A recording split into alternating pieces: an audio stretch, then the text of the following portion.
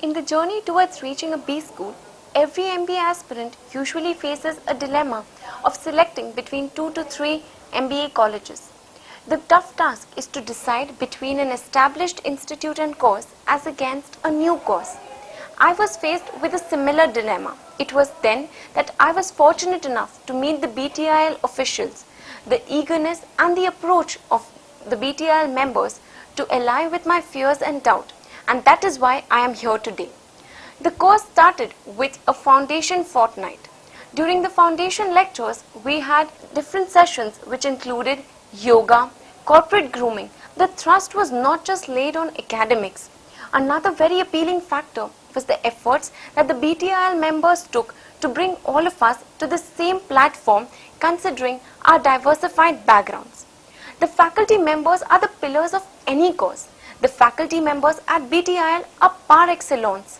The insight that the experts provide on various matters have helped me analyze the untapped facets on a particular subject matter. Guest lectures are an integral part of the course. Industry stalwarts and expert domains are invited off and on to provide their views and valuable inputs on the contemporary issues.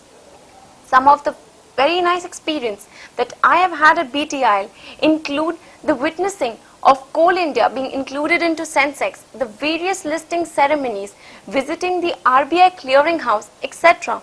These otherwise would have been a distant dream. I in fact consider myself very lucky to have witnessed mock trading sessions to get the feel of the actual stock market operations.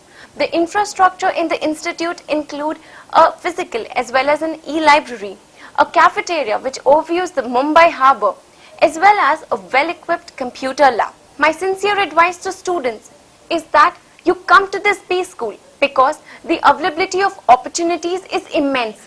There is a wide platform that they provide to us. Moreover, I would like to conclude by saying that if you get the opportunity to be a part of this B school, then grab it before you lose it.